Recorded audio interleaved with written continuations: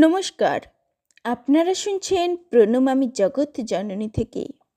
আমার মা, সকলের মা শ্রীমা সারদা দেবী তার কোনো সন্তানের অসুস্থতায় সর্বদা বিচলিত থাকতেন এবং যতক্ষণ না সে সুস্থ হয়ে উঠত ততক্ষণ সকল রকমের চেষ্টা করে যেত।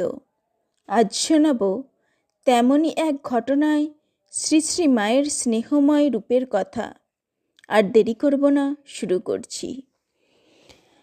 জয়রামবাটিতে মায়ের বাড়ির গরু দুটির দেখাশোনা করে যে ছেলেটি, তার নাম গোবিন্দ। 9-10 বছরের ছেলেটি অল্প বয়সে মা বাবাকে হারিয়ে বড় দুঃখের মধ্য দিয়ে বড় হয়ে উঠেছে। তাকে কেউ বলে রাখাল, কেউ বলে বাগাল। কাজকর্ম ভালোই করে এবং মায়ের স্নেহ আদরে বেশ ভালোই আছে জয়রামবাটিতে। একবার তার ভীষণ খোশ পাঁচড়া হলো, ওষুধের ব্যবস্থা হলো, কিন্তু সারল না। একদিন রাতে গোবিন্দের ভীষণ যন্ত্রণা। অসহায় বালক খোশ পাঁচড়ার যন্ত্রণায় কাঁদতে লাগলো। পরদিন ভোর না হতেই মা তাকে বাড়ির ভেতরে ডেকে নিয়ে এলেন।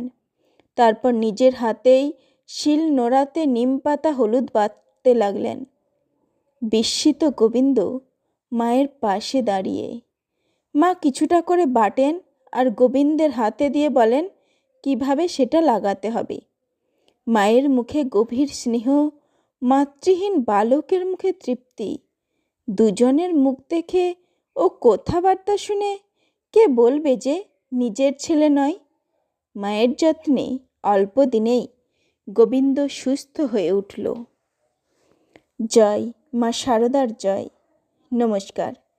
প্রণমামী জগৎজননীর লাইক, কমেন্ট, শেয়ার ও সাবস্ক্রাইব করে পাশে থাকুন ও শুনতে থাকুন এখানকার আলোচনা। ধন্যবাদ।